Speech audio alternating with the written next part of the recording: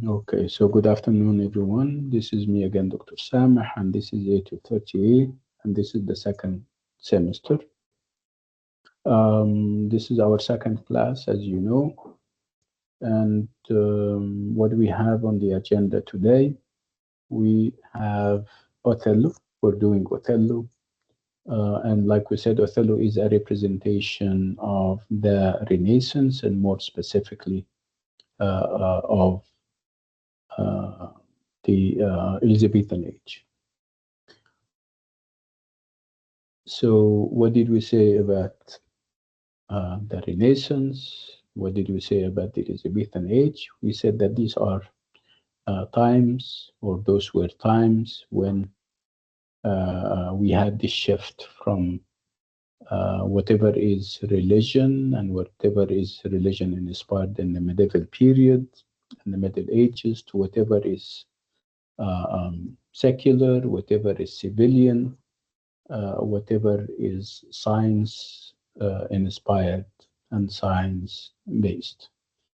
Again, we said that the Elizabethan age and the Renaissance period in general had this focus on reviving the learning and the scholarship of ancient Rome and ancient Greece. They went all the way back to the Greeks and the Romans for inspiration because those times, the Roman times and the Greek times were times of great learning that was, scientific. They had advanced physics, they had advanced chemistry, philosophy was flourishing. So the Europeans coming out of the dark ages in the medieval ages needed that. So that's why they went all the way to ancient Greece for inspiration. We said that we're not going to talk about the Renaissance in its entirety because that would be too much and too long and beyond and out of our scope. That's why we're focused more as English major students on England in the 16th and the 17th century. Again, we're not going to talk about the different aspects of the Renaissance, where the focus was obviously on science, geographical discoveries. We're going to limit ourselves to the literature of the time. Again, more specifically, so we're going to focus on the drama and the theater of the time, the plays of the time, because this was the favored genre. People of all the other genres like poetry and perhaps essay writing, of all those genres, people favored and liked drama and the theater and plays more. That's why we're focusing our attention and our energies on just that. Spoke about the drama of the time. We spoke about theaters, and we spoke also about the system of patronage at the time, the fact that the playwrights of the time were not rich enough to start plays and put them on stages. That would be very expensive for them. They couldn't afford it. That's why they needed a patron. Patron is somebody who is rich. It can be a merchant who is rich. It can be somebody from the government. It can be the government itself. They sponsor the work. They give the playwright money so that uh, uh, uh, he can show his play on the stage. Uh, uh, um, Again, this was there at the time.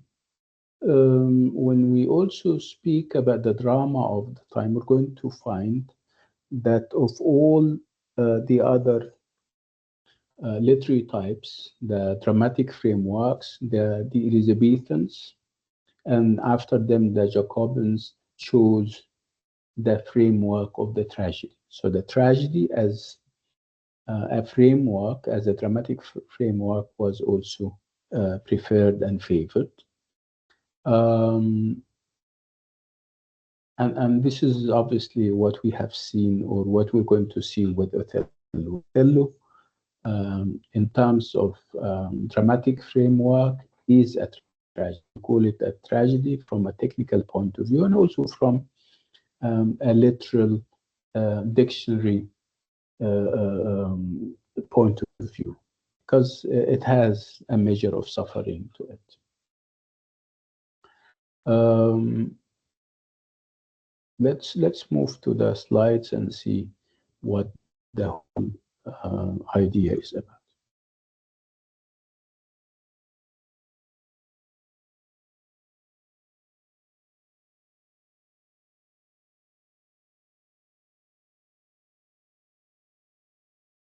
So I'm sharing my slides. Can you see them?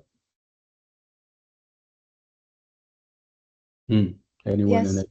Yes. So it's A230A, and this is my name, and this is my email. You, if you note it down, you may need it perhaps later. Okay. So again, what we said last time was that the focus is on drama, and by drama, of course, I mean plays, and for obvious reasons, because drama was the favorite genre. People like drama of all the other genre. It was very popular. Again, we're talking about the Renaissance, and with the Renaissance or the Renaissance, we're talking about the Elizabethan age. This was a time when science flourished, when geographical discoveries started. This was a time when Queen Elizabeth I was the sitting monarch or queen, and she was very open-minded. She wanted people to be creative, to go out of their ways and invent things, develop things. So obviously the English were very lucky to have her at the time. Again, it's drama that we're doing, and the two dramas or the two plays that we're doing are Othello and the Duchess of Malfi.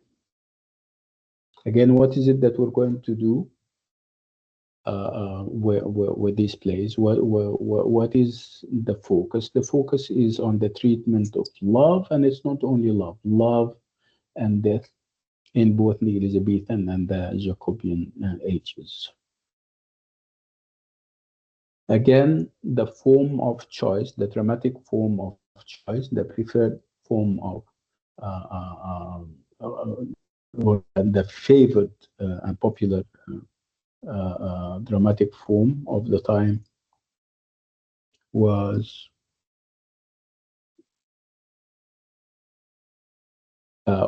tragedy.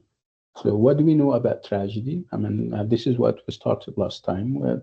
We know by now the trajectory of a tragedy.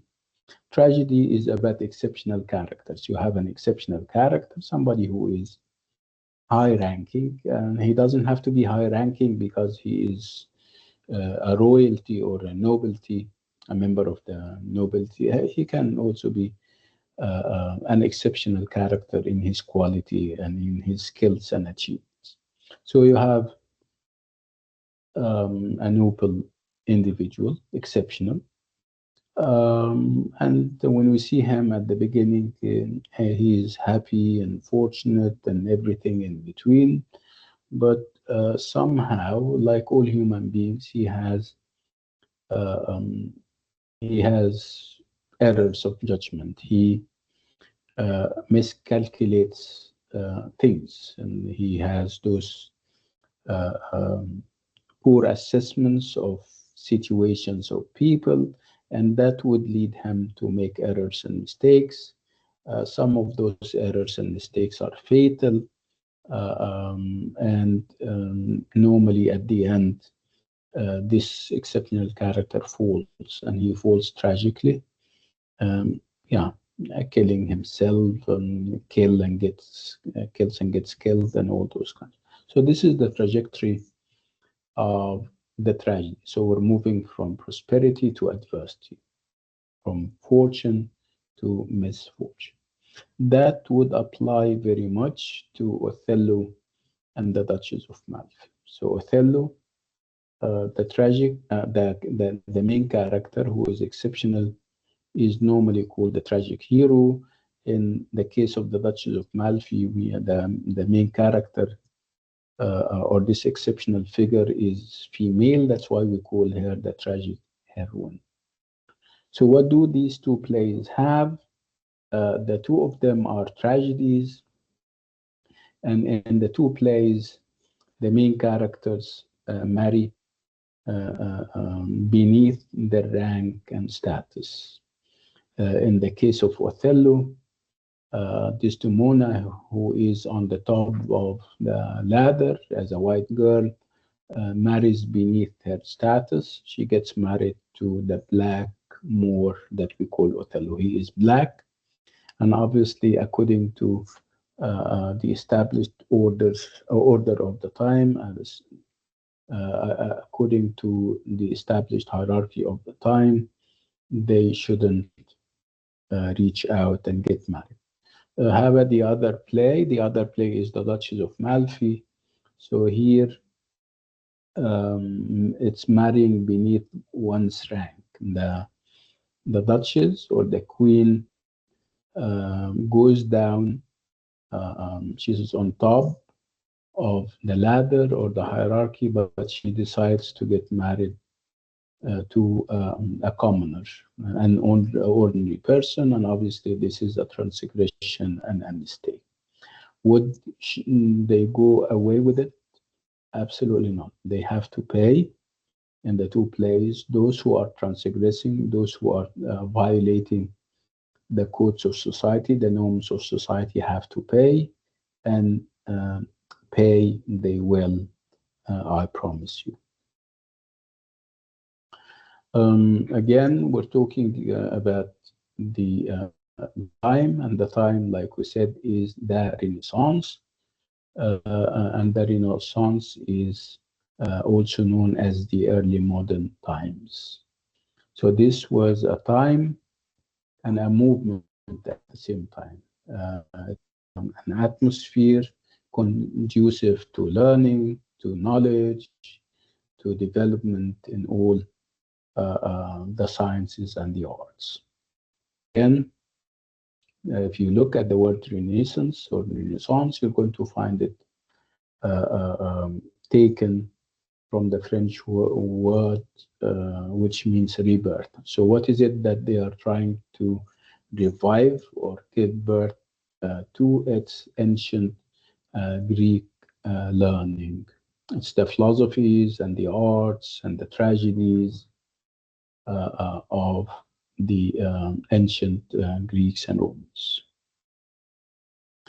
Again, when we talk about the Renaissance, we say that it started in the 14th century. It started in Italy, but it didn't stop there. It went to the other parts of Europe, but our focus obviously is on the Elizabethan age, Elizabethan England in the 16th and the 17th century.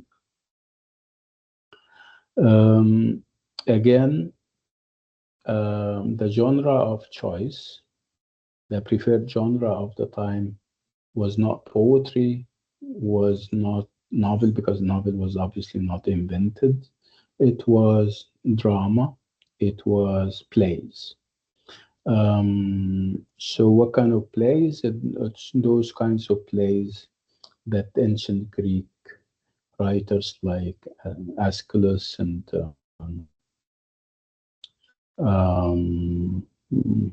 and Euripides used to write.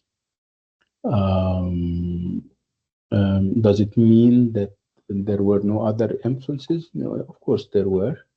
They still have, those plays still have the influence of the mystery and morality plays of the medieval period, but up to a very limited extent.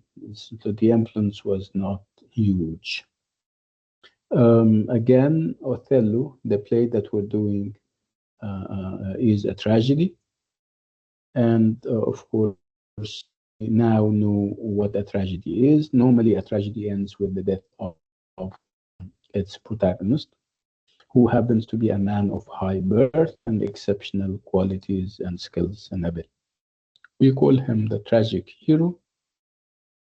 Uh, um, and if the main character is female, like the Duchess of Malfi, we call her tragic heroine. So, what is a tragedy? This is the definition of what a tragedy is. I would like you to look at it and tell me what you understand. So, a tragedy involves a conflict between a remarkable individual and a powerful shaping force such as fate, God, or authority, which limits his aspiration and finally destroys him. I'll give you a minute to think about this definition and come to me and tell me what you have understood.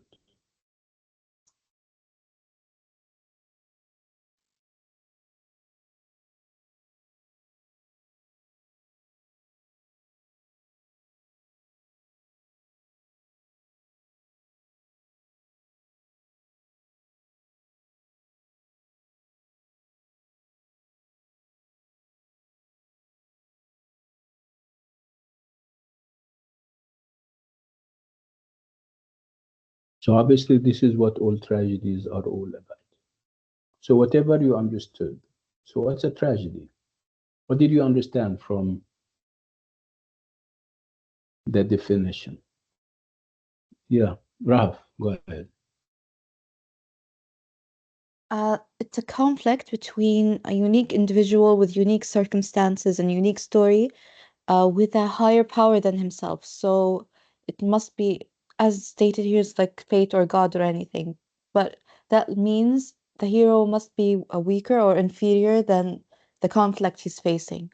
So at the end, he's You bound to mean, lose and it destroys yeah, him. yeah, you mean we have a winner, and normally the winner is the force, not the individual, no matter how big and how gigantic he is, right? Hello? Can you Yes, hear sir. me, everyone? Yeah. Yes. Hmm. Okay. Right. And this is exactly what we're seeing with Othello.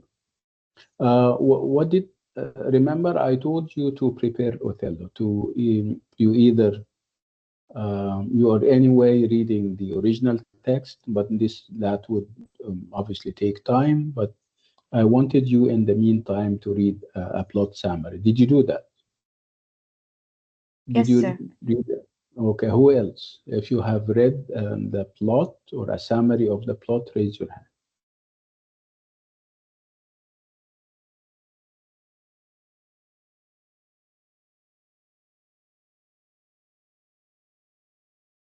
The other people are only listeners. You're going to only listen to us. Where is everyone else? Can see only one hand. Didn't we agree on that, Agama, last time? How can you connect the dots? Okay, yalla. Rahaf, can you tell us the plot? What is happening in this play? So it opens, I think, with the Iago and the person named Rodrigo. They were having a discussion, but it was not clearly about who at first.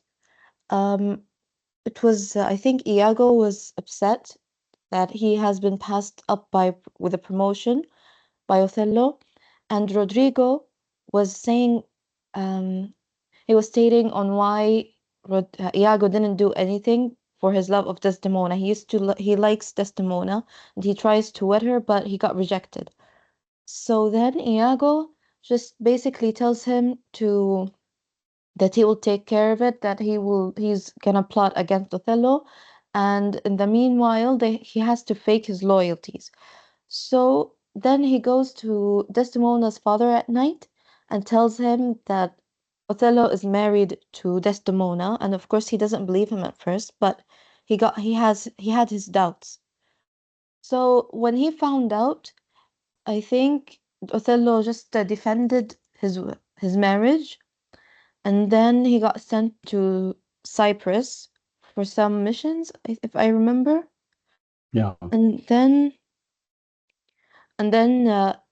while he was absent, I think Iago was just telling everyone, manipulating everyone to just plant the seeds of doubts that about Desdemona's loyalties and faithfulness to Othello. But then, um, but then he tells Othello himself to just to manipulate Othello too, that look, I'm loyal to you. Sadly, he doesn't know, he doesn't realize that he's being manipulated. So he also starts to doubt her. Then he started to manipulate the guy that Desdemona helped, called Cassio.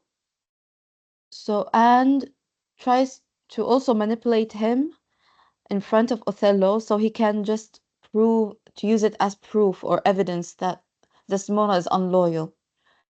And then he just starts to believe that, and he strikes her, he humiliates her. At the end, he just kills her. And when he realizes all of this, he feels shame and he kills himself. And Iago gets arrested, but he never admits what was his motives were. Okay. That's beautiful. Thank you, Rahaf. This is a very comprehensive retelling of the story, and I thank you for that. Again, so this is the bare minimum when it comes to the plot. So what I want you to do now is to apply the elements of a tragedy to the skeleton that Rahaf has just given us about the plot. So who is the tragic hero? Remember, tragedies are about tragic heroes. So who is the tragic hero? Is it Iago or Othello? Othello. It is Othello, absolutely. Othello is the tragic hero. He is exceptional and exceptional here because he is a military leader. He proved himself a very capable military strategist that Venice takes pride in. Okay, but is he Venetian? This is the big or the $1 million question. Is he Venetian? No, he is originally from North Africa. He is a Moor, and a Moor was a term that they used to use when they talk about people from North Africa, people who looks like me. They're not very white. They have a certain kind of belt and stuff like that. So again, for all his achievements, is not Venetian. He is not European. Okay, so what happens is that they appreciate what he does for them in terms of military battles and wars and victories and everything, but they wouldn't accept the fact that he wants to get married to a white girl who happens to be the daughter of Parapanto, who is a Venetian senator. So this is where the complications start. They are happy with him, but they are not happy with the fact that he got married to a white girl and he is black. Okay, so we will have agents of society that have their own reasons. They're going to obviously act like one of them happens to be Iago, who happens to be the assistant of Othello. At one point, there was this promotion, and Iago, or Othello, rather than giving the promotion to Iago, he gave it to Cassio. And obviously, that would make Iago very upset, and he's going to kind of take revenge. He has his personal reasons, but there are also kind of societal reasons. He is an agent of society. Of course, everybody's white, and Othello is dark or black. And again, this idea that he got married to a white girl. Over time, Iago is going to play on that. He's going to also play on the insecurities of Othello. We're going to see that Othello also has a set of insecurities. Not least among them would be the fact that he is a foreigner. Not least about them is the fact that he is double the age of Desdemona. He also has issues in his character, the fact that he is rash, he doesn't think twice. He is a bad judge of characters, the fact that he places all his trust in Iago, and Iago is obviously contriving and is planning against him. So this is the trajectory. So somehow he will start to doubt his wife and he's going to kill her. And he realizes that this was a mistake and he kills him. So at the end, he, like any tragic hero, he falls very tragically. So this is what it is all about. Let's move on.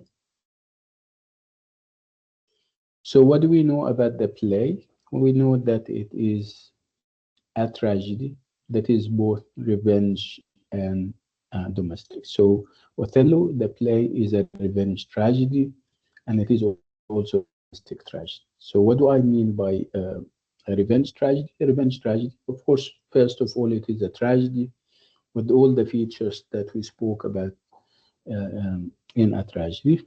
And then what is more is that it is a revenge tragedy where there is a great deal of revenge happening. You have Iago taking revenge from Othello.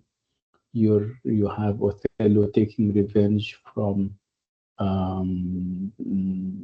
Desdemona because he falsely or he mistakenly think that she is not faithful to him, and you have even uh, uh, um, Othello taking revenge from himself when he commits suicide because he now knows that he was not correct in assuming that his wife was not faithful. So it's a tragedy. And there is obviously more to a tragedy than just bloodshed and taking revenge. There are, features and characteristics that every revenge tragedy has, and we'll talk more about it when the time is right. So it's a revenge tragedy. Again, and if it is a tragedy, it has an aim. The aim of a tragedy, according to Aristotle, the very famous Greek theoretician, in his Poetics, the aim of a tragedy is to create what we call catharsis. Catharsis is the cleansing of strong and excessive emotions. You go to the theater, you see the play, you get affected by what happens, you cry with those who cry, and you laugh, and you vent, you give voice to all those kind of feelings and emotions so that you get rid of them, and all those emotions and negative energies are spent, you leave the theater relieved. So this was the aim of a tragedy. The aim of a tragedy would be to arrive at this feeling of catharsis, and together with the moral aims and the instructional lessons. Of course, every play has an instructional agenda. The writer is trying to give us messages, and of course, spoke about the messages that we're likely to spot. One of them would be the idea that if we have a hierarchy, if we have an established order, nobody should transgress against that. Nobody should go against this established. In Othello, the established order and the established hierarchy is one of color. It's a hierarchy of color. where white people are on top and black people at the bottom. So the message is that you shouldn't, as a black individual, try to reach out and get married to a white girl. What happens if you do that? You don't get away with it. You somehow uh, um, kind of plunder and do bad stuff, and you meet your tragic end at the end. So this is likely to be one of the messages uh, um, and one of the purposes of the play. So Othello is also a domestic tragedy because it happens within the circle of the family. It's a family issue where you have a man and his wife, you have Othello and Desdemona, a man and his wife, and the issues that they are addressing and are involved in are domestic issues of faithfulness, love, and so obviously when the focus is on the domestic realm of the family, there is a great deal of talk about marriage, and marriage was a subject in the literature of that. So Othello is the story of star-crossed lovers. Their love was not approved by society and ended tragedy, which is true. Star-crossed lovers means that they were unlucky. And when you read the play or watch it, you see that they were very unfortunate and they were very unlucky.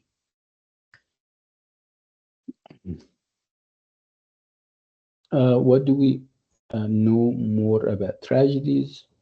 We know that tragedies focus on the upper class or classes, and marriages within those upper classes, and marriages among and between those and those upper classes were a political and an economic deal or transaction. So two families would marry individuals from each side, not because the boy and the girl fell in love with each other and they want to marry each other. No, it's not about that. It was a political and an economic deal or transaction. How about the bride and the bridegroom, the boy and the girl? Are they consulted about whom to choose for this kind of marriage? The answer is sadly no. The desires of the bride and bridegroom meant very little. So Othello, the play, questions the nature and function of marriage and the social boundaries and expectations of society. So we're here talking about two opposing strands. We're talking about marrying for love or marrying for benefit. And obviously, what wins, as proven in the play, it's marriage for political and economic motives and reasons that matter. Again, we're talking about the 16th and the 17th century. We came a long way in the 20th and the 21st century, where people now marry for love. So marriage for love in such plays involves not just defying the family's authority, but also marrying outside one's race or class. So this what used to happen. If you marry for love, the scenarios are normally the following. You're going to be resisting and defying the authority of your family, and marrying against your family would mean that you're marrying from another class or you're marrying from another place, and obviously this was not acceptable. Again, one thing is sure is that this kind of love and this kind of marriage will fail, again, for internal and external reasons. The external reasons would be that you're marrying outside your class, you're outside your caste, and outside your race. And the internal reasons would be that perhaps you have issues like issues of infidelity, issues of insecurities, and stuff like that. So as you can see here, you have pictures of, what do you think? Are these pictures of people in Europe, European inhabitants? Where are you likely to see these people? Europe? No. What do you, no, in Africa, right? Yes. More specifically, if they are Arab, they can be in North Africa. Okay. Um, the same thing here. You have people who look alike in terms of skin color. Okay, and you're likely to see them in Africa. So when they go to Europe, do you think they form a majority or a minority?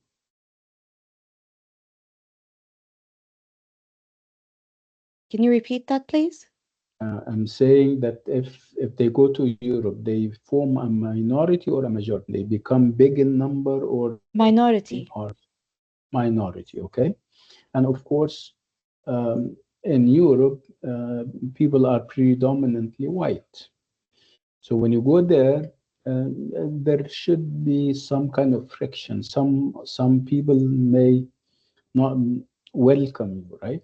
They may all the time refer to your skin color, the fact that you're inferior, you're not as white, and stuff like that. Even if you are an excellent guy. I mean, like in our case with Othello, he's a military leader, and he did a lot for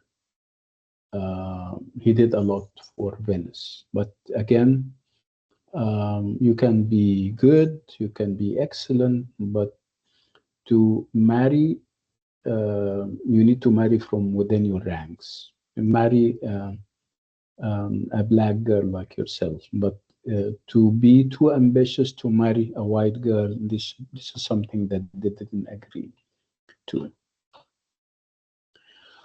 What do you think of this? What kind of feelings do you get when you have a picture like this? If you compare it to this, which of them is more appealing, is more perhaps you feel more comfortable looking at? This one or this one? Which one? What do we call this one? This is called Black a ram. ram, a black ram, right? And this is a U. Which of them is cute and or perhaps more cute and nice? And if you if you're if I give you the freedom to perhaps keep one of them, take take one of them away with you. So which one are you going to take? The ram or the you? Which is more appealing to you?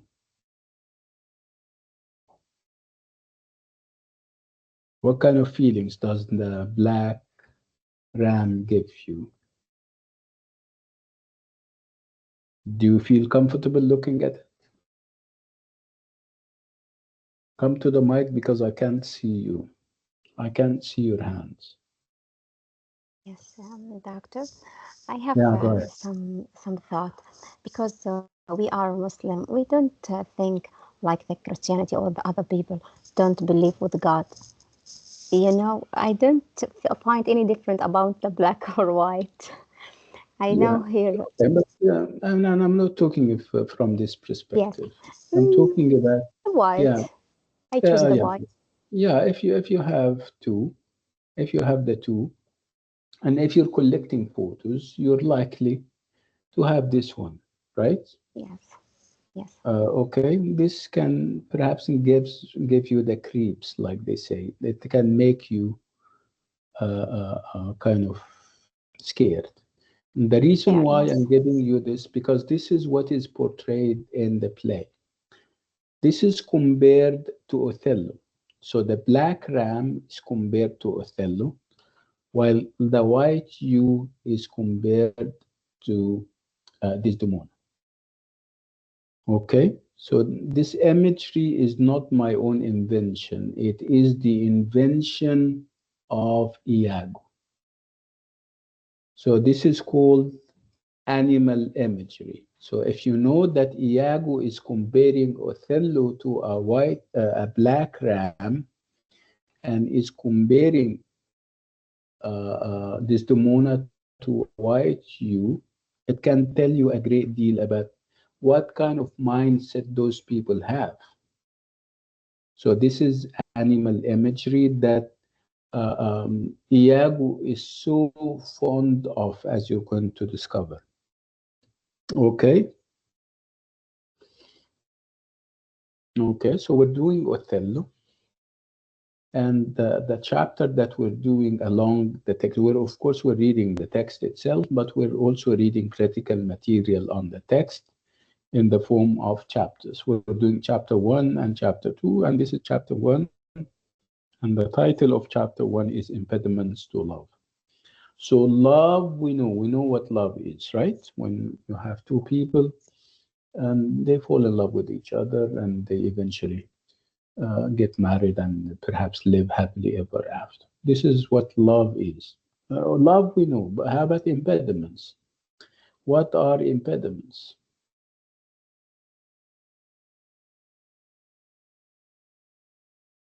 Raise your hand if you know what impediments are. So, yeah, Rahab. Struggles or obstacles? Yeah, problems and obstacles, whatever stands in the way. So you're moving forward and something stands in your way. So what is going to happen if something stands in your way? Obviously, it's going to stop you from moving forward. And this is exactly what is happening. We have impediments to love. Generically, and in our life, what stands in the face of love? So what could be some obstacles or challenges if two people are in love? I'm asking you generically from your experience.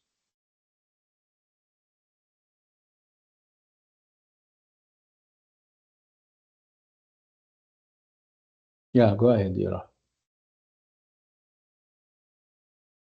Some struggles can be, for example, different experiences. So that leads to different point of views, different truths, different statements. So that causes a lot of arguments and Yeah, this problems is sometimes. internal. Yeah, this is internal. Sometimes you fall in love with somebody and you go and propose and you are now engaged. And then you start to discover things about each other. The fact that you're not on the same page, you don't see eye to eye on a lot of issues. You have different characters, two opposing characters. These are internal. Let's look at the in outside or external obstacles. Like what? Yeah, go ahead. Maybe financial issues, financial problems. It Yeah, can be yeah, external. yeah. Now you can have gaps. I mean, perhaps you don't belong to the same class. You're rich and he's poor, right? Perhaps you come from two different countries. Perhaps you come from two different ethnicities, religions, right?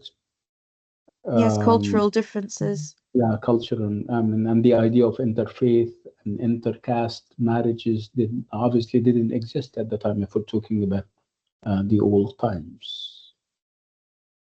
So these are all obstacles and impediments that you may face. But if we let's apply them to Othello from whatever little we know about Othello.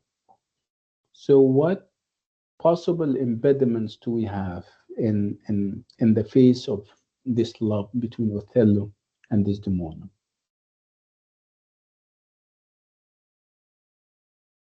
Hmm. Can you repeat it, please? Yeah, I'm talking now. We're um, coming closer to Othello, and we're thinking of the possible impediments that we have uh, facing the love of Desdemona and Othello. Yeah, go ahead. Racial problems, Yeah, great. prejudice. Yeah, the fact that they come from two different races, and remember that we spoke about those times, and we said that there is an established hierarchy, a hierarchy of color. If you're white, you are on top, and if you're dark or black, you are at the bottom. And obviously, the laws and the rules and the traditions of the time wouldn't agree or approve the fact that you guys fall in love and eventually get married. So this is the first obstacle, and this is what we have seen with Othello and Desdemona, the fact that Othello is black and she is white.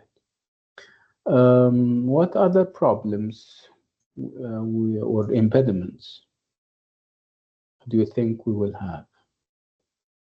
Obviously, it's only me and Rahaf who are talking, and this is obviously not very comfortable, or I don't like it when, because what we're saying is, yeah, it's a small discussion that we're engaged in. We provided you with the plot, even though you didn't read, so that you can connect the dots. So we're discussing what is preventing you from coming to the mic and sharing whatever thoughts you have. I don't know.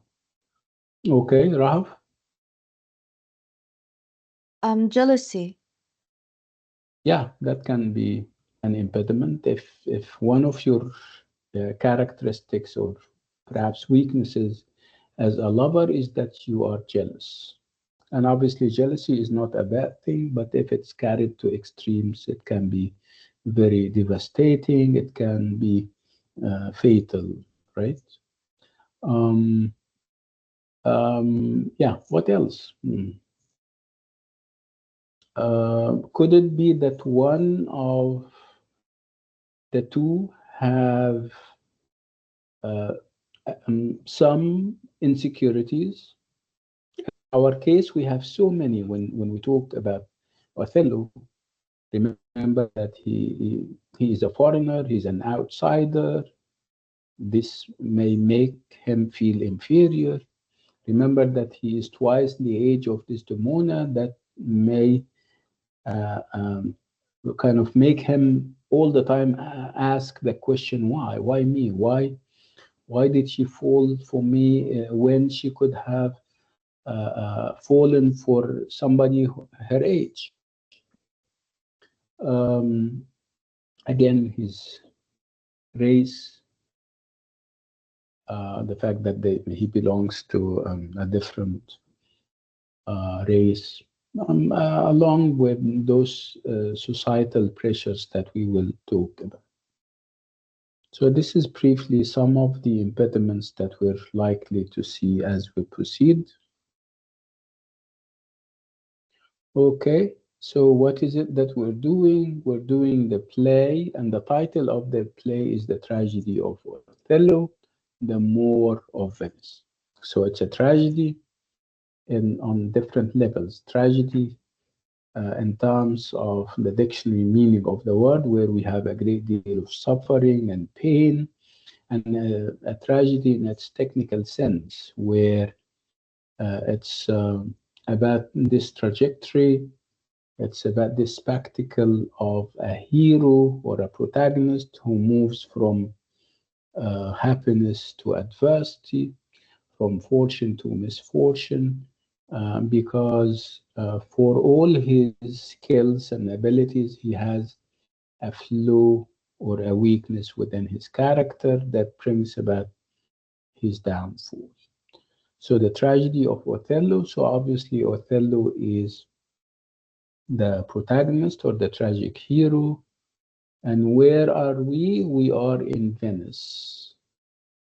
and Venice in Italy, a predominantly white empire, commercial empire, and it has the more and more, like we said, is uh, um, normally a term that people in Europe use for people who come from North Africa at the time, the inhabitants of North Africa, modern day Algeria and Morocco. So again, it's a tragedy because of what we have been saying and because of its sad end, where we see the death of a great or a noble person. It's the tragedy of Othello, and Othello happens to be the main character or the tragic hero. And like we said, Moors were the Muslim inhabitants of North Africa. We're talking about Morocco and Algeria. And obviously, it was a derogatory and it was a bad adjective. When you describe somebody as being Moorish, it means that you're belittling him. And obviously, people will understand that he is black. Um, where are we? We are in Venice, and Venice at the time was a great center of civilization. It was a commercial empire, and obviously, it was the envy of the world, of other neighboring European city-states and other empires like the Ottoman Empire. That's why it had enemies. That's why it needed people like Othello from outside Venice who would come and defend Venice.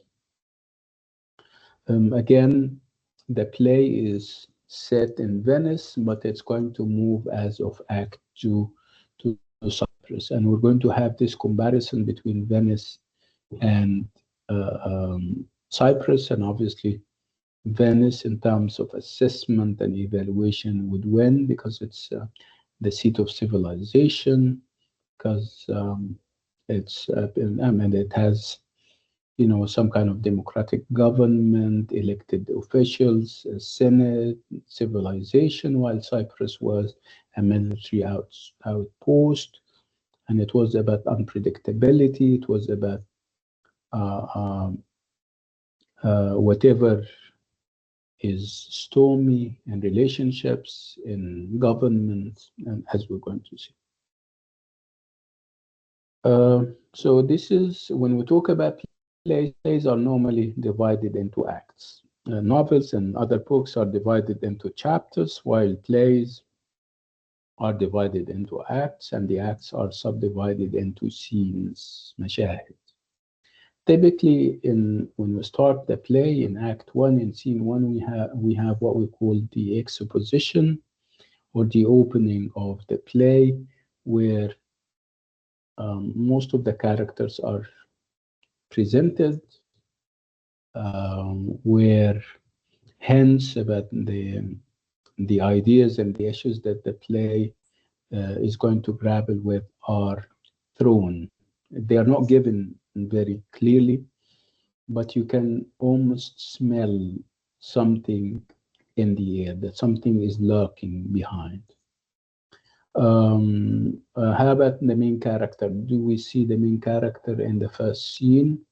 In Act 1, absolutely not. And this is for dramatic reasons. We don't normally see the protagonist or the tragic hero until people have spoken long about him.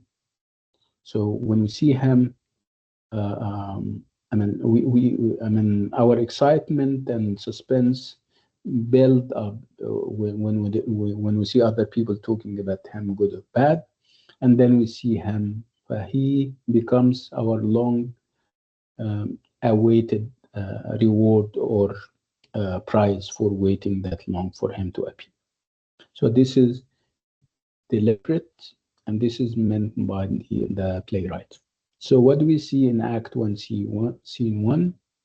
We see Rodrigo and Iago, and we get to know through the revelations that Rodrigo He's a gentleman, he's a Venetian gentleman, and obviously he's rich. And we get to know that Iago works in the military, and obviously he is inferior to Rodrigo in terms of social status. So we get to know more about Rodrigo, and we get to know that he is in love with Desdemona, but Desdemona is in love with Othello and now married to him. Iago is trying to convince him, is trying to tell him that he can do something and can have Desdemona fall in love with him. Obviously, he's taking money out of it. So Rodrigo now is blaming him for blaming Iago, obviously, for not doing enough. And Iago is telling him to give him some time. We get to know also that Iago was not given a promotion that he was waiting for. Othello, his leader or his manager, if you like, didn't give him the promotion, and he gave it to Cassio. So Iago now hates Othello. So as you can see, Rodrigo and Iago have a common enemy, and who is this common enemy? It's Othello. So this was an occasion when they met where they started to make fun of Othello, of course, behind his back, because once Othello is here, Iago is going to change color and is going to talk about Othello in very nice terms. So they are now, because Othello is not on the stage, are talking about him in very negative way. They are referring to the fact that he is a Moor, that he is not from the country, the fact that he is black, the fact that he's thick-lipped, which is a typical feature of people who come from Africa. They are not being polite when they talk about Othello. And of course, through the revelations, we get to know that they are angry, and that's why they express this anger in disrespectful, mocking, and sarcastic language. Again, it's all about Othello when Othello is not around. Again, the focus would be more on Iago because Rodrigo happens to be very plain. He doesn't evoke any kind of sentiments towards us. And we don't like him. It's not because he is bad or something. It's simply because if you compare him to Iago, he is different. Iago is very inventive in the language that he uses. He is very clear about his motives. He's very convincing. He's very manipulative. So comparing and contrasting Iago's quickness with Rodrigo's brief and rather dim responses will distance us from Rodrigo. How do we see Rodrigo? Iago. Iago is presented from the very start as bluff, somebody who is very frank and blunt, and also cynical and very manipulative even. Again, the problem that we have with Iago is that too much Iago can become a problem, because it is true that we're going to discover that he is devilish and he is bad, but sometimes you cannot help but admire his consistency, even if what he is doing is devilish and is bad. So this is something that we keep warning people against, that you may admire Iago for his qualities. And obviously this is something that nobody should fall into. It's a trap that we should avoid. The idea that he's very alert, he's very inventive in his language.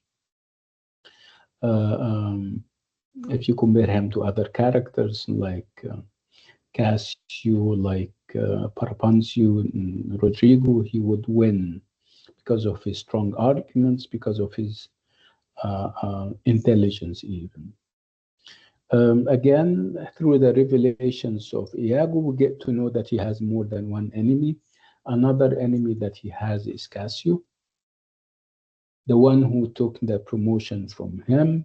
And he refers to Cassio as being an arithmetician. An arithmetician at the time means that a soldier who knows about the abstract theory of war, but not the practicalities of soldiering. He's trying to say, yeah, Cassio is like me, a soldier, but he knows his knowledge of the war is theoretical from books. But when it comes to actual battles and wars, he would fail. He wouldn't be much of a help. So we move on with Iago, who teases and baffles others by speaking in a way that appears at first to be impressively sensible, but which on close inspection seems empty and reflects badly on it reflects normally reflects badly on the speaker. He is also very what we call he is a self-confessed rogue. He knows that he is a rogue. He knows that he is deceitful, and he says it. He says, "I'm not what I am. I'm not what I am." It means that I may look to you uh, um, to be something when in actual fact I'm something else. So what obviously this is very forthcoming and transparency, but it is misdirected, of course. So he seems to be saying that he will not show everyone who and what he is, because he has those peculiar ends. He has his own ambitions and um, again, he looms very prominently in the play so far. He is dominating the airwaves, and this can be very dangerous because we have one single protagonist, which is Othello. So the more of Iago, the less of Othello, and this is a danger that we'll talk about later. Uh, what we have noticed again about Iago and the language that he uses is the fact that he's a racist. He uses uh, racist references when he talks about Othello, talking about Othello as a Moor with its negative undertones, referring to Othello as being thick-lipped, and it's thick and not think. Thick-lipped means normally people who come from those areas have thick or big lips, and obviously this is inappropriate to talk about a human being in this way. And if anything, it shows us how much of a racist Iago is. Again, Iago and Othello are using figurative language. So figurative language is a language used in non-literal ways. When you make those comparisons between elements of nature and human beings, this is imagery, and this is a figurative language. So you're twisting the language in a certain way so that you can achieve a certain effect or reach a certain. One of those examples is when he says to wear one's heart in one's sleeve. Obviously, you don't wear your heart in. It is an indication that you're expressing whatever feelings you have. You pour them to others unreservedly. Of course, Shakespeare uses figurative language in Othello, whether with uh, uh, Iago or with Othello. Again, the play is written in what we call blank verse, and blank verse is this kind of poetry that is free. You're not restricted or limited by rigid rhyme that you have to follow at the end of the lines. You depend more on the rhythm uh, uh, and the meter of the line.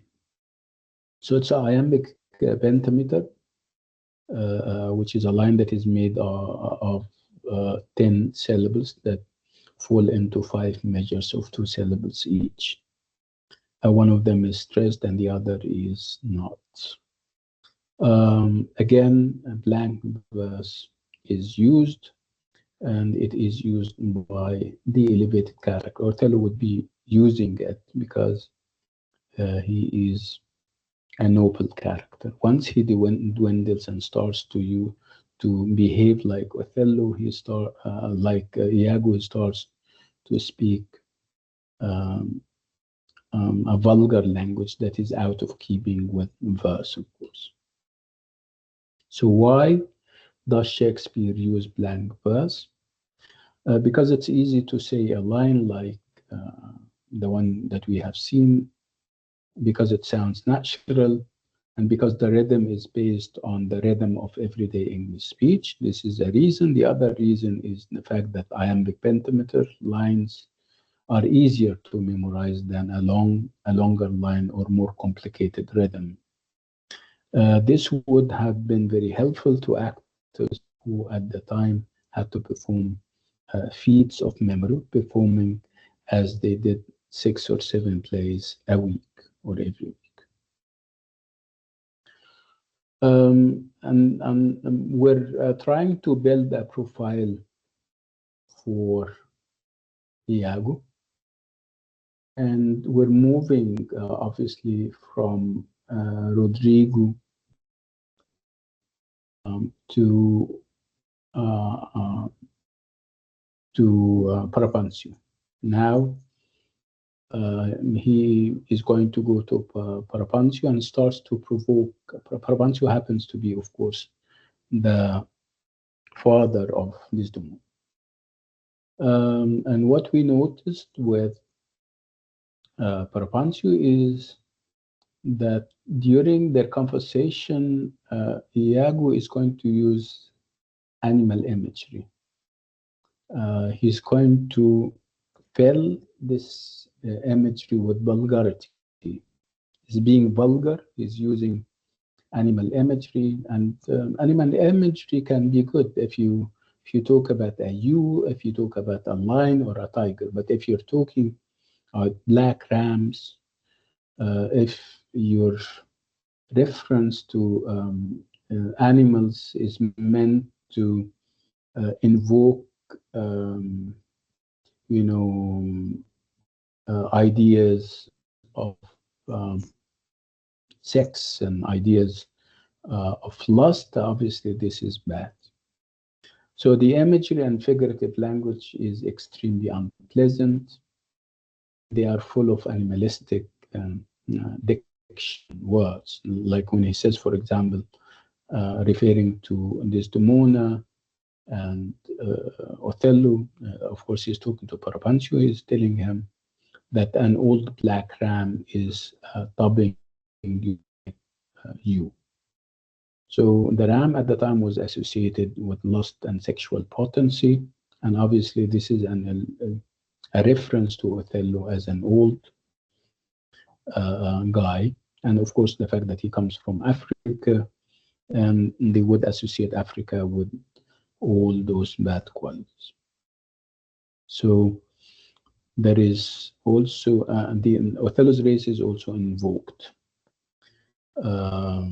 because at the time they used to think during Shakespeare's time that people from Africa were sexually rampant and they are dark and evil. Um, Again, he would refer to, at another point, he would refer to Othello as a Barbary horse. And of course, the word Barbary would also invoke ideas of blackness and everything. Africa, of course. We need to stop here and we talk, and from whatever we have heard, we need to think of Iago's views of love. Um, Far from being pure, Iago's views of love are animalistic. Uh, for for him, there is no such thing as platonic love. Love that is based on mutual understanding and purity and innocence, marriage. No, for him, love is animalistic. Love is about lust, and this is very bad. So the text explicitly introduces the theme of sexual love in terms of bestiality, racism, and evil. And this is obviously and consistently Iago's way of representing love. For him, love means animal lust, and when it combines with the idea of racial difference, the standard imagery of racial hatred taken to an extreme, to violence, is very near the surface. That would bring us to, if we're talking about Iago, and he is now talking to Parapancio, Parapancio is going to also reveal much about his character and the society that he represents. Parapancio is white.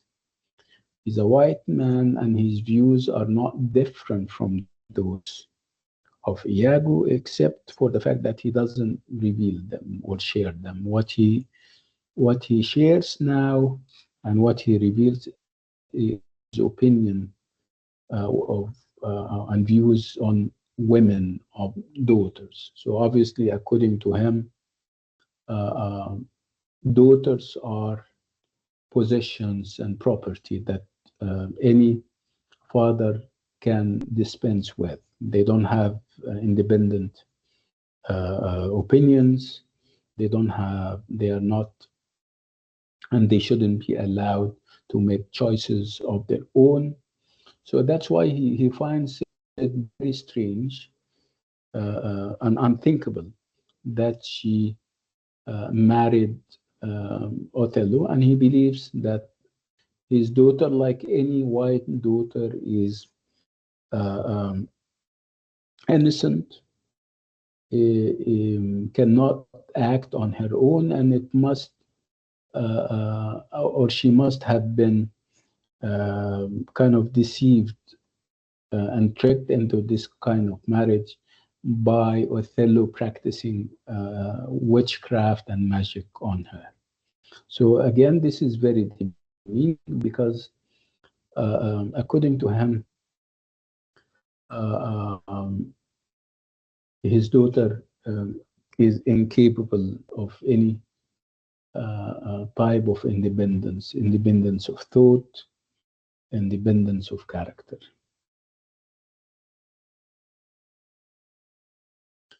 And then comes the moment that we've been waiting for. It's the moment when uh, Othello will appear on the stage. We've been waiting for this moment because everybody was obviously talking about Othello, accusing him of witchcraft, uh, uh, um, throwing out racial slurs on him, being thick-lipped, an old ram, and it's about time that we heard his side of the story. So when we see Othello, he is a larger than life kind of guy. He inspires you. He is awe-inspiring. He is gigantic in every way. Even the language that he is using is noble, is eloquent, is brief and to the point. He is a man of seriousness, dignity, authority and weight. And you would right away and automatically compare to the small people that we have heard, like Iago, like Rodrigo, even with Parvancio. All these people would kind of be very small if you compare them to Othello and his gigantic presence. And his language proves that and confirms those very high sentiments that we have about him. And this is the first utterance that he says. He says that he's going to start to defend himself against the accusations of Brabantio. Brabantio is saying that Othello tricked Brabantio's daughter and he practiced magic on her. So Othello starts to speak, and the first thing that he said is very poetic. He says, "My services shall outtongue his complaints." So Brabantio is saying this and that about me, and I am going to only tell or say what my services for Venice were, and you guys judge. So this is obviously a striking metaphor that conveys in a vivid and compact way that his known virtues and achievements shall speak more loudly than Parapancio's accusations. What did he say about him? Othello, he says that I am royal. I am a royalty. It is true that I come from another country or another race, but we do have kingdoms and we do have kings, and I was part of a royalty at one point. It's the fact that I don't talk about it, that I'm humble about it, does not mean, or modest about it, does not mean that I'm not of a royal status. And it's only that I'm not bragging about it. This is one of the things that he said. Again, what we also sense is that Othello is put in the position of the defender. He is cornered so that he is always cornered, and that's why he has this tendency to present himself to others as if he is not sure of his abilities or if, of himself, and for obvious reasons. Remember that he is black in a sea of white people. And again, he goes on and talks about his love for Desdemona. So what we noticed or notice about Othello and his language is that this kind of language has a rhythm, an idiom that obviously contrasts sharply with those of many of the characters around him. Not only Iago. His language, and it gives this feeling and impression of space and vastness. And this is an example of his language, where the focus here is on the word unhoused. And he uses this unhoused thing. Obviously, unhoused means that he is not a citizen of Venice. He is trying to say, yeah, it is true that I'm unhoused, I'm not a citizen, but look at the housed individuals, Parapancio. What did Parapancio do for Venice, and compare what I did for Venice? Obviously, I did a lot.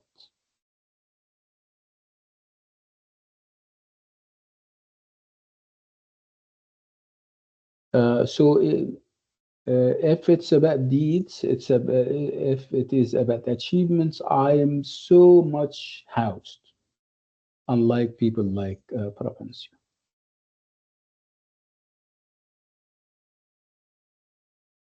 And then we move to Act 1, Scene 2, where again we're talking still about Othello and his language and the images that always link him to nature. Again, Othello, whenever he talks, he uses this language that would link him to the cosmos, to the forces of nature. So it is characteristic of Othello to create an image of himself uh, uh, as linked to the forces of nature. The sea sometimes, the sky some other times, the deserts and mountains. And obviously, as opposed to other people talking about life in the city, the manners and the order of the city and of civilization and inland.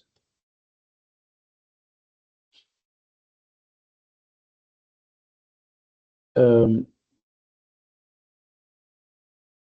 so the sheer richness of Othello's language is surely something that influences us, not only the wonders of his exotic life story, but many phrases that he uses.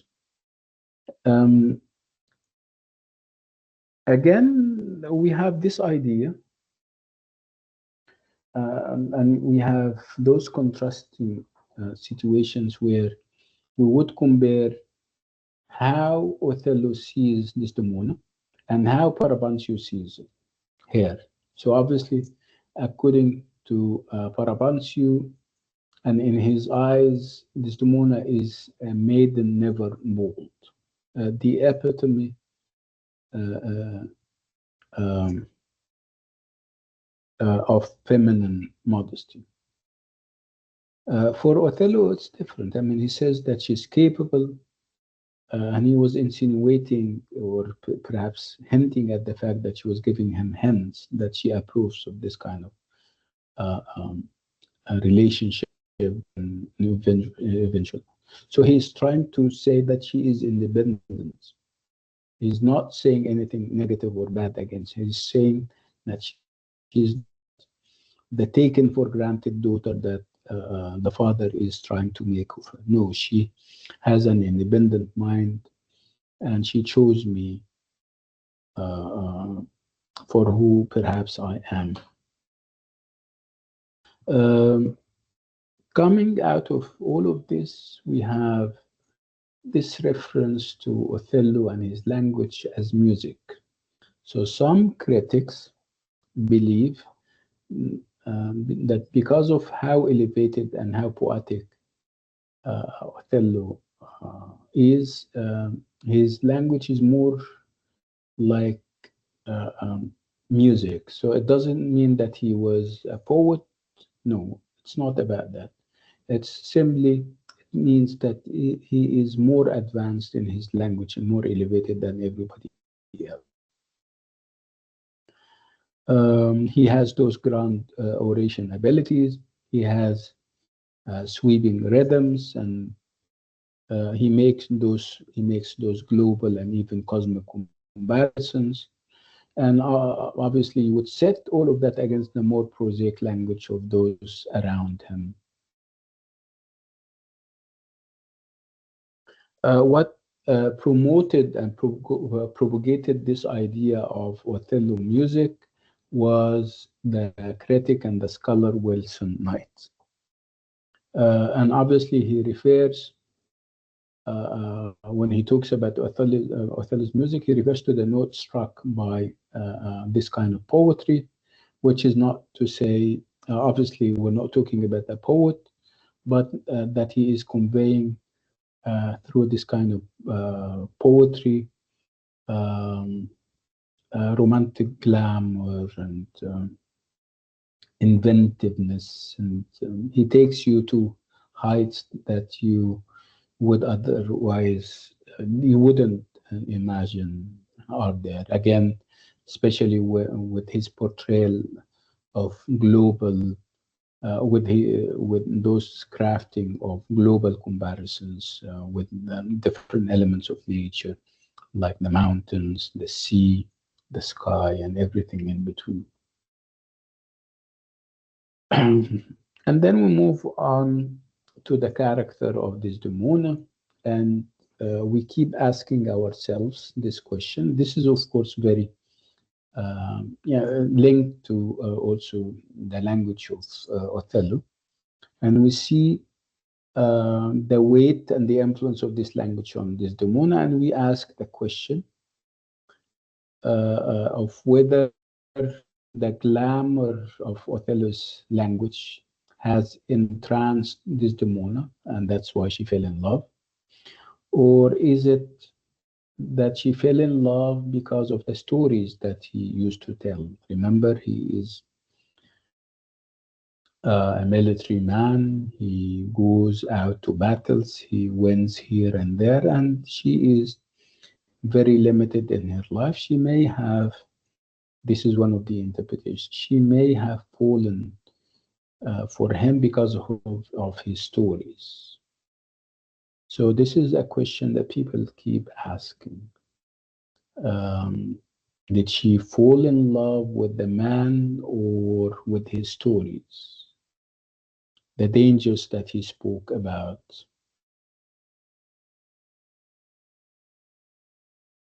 And this is the end of this chapter. When we meet again, we will do chapter 2.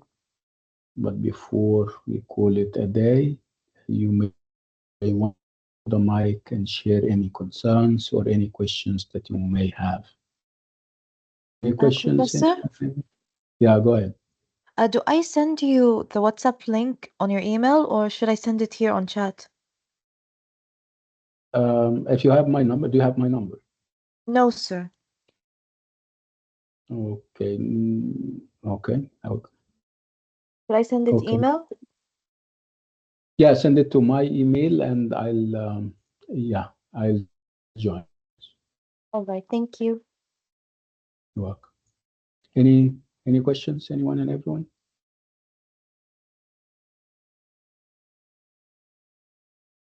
Okay, طيب. On this note and with this item, we come to the end of today's lovely class, and I'll see you next week, inshallah. Assalamu alaikum.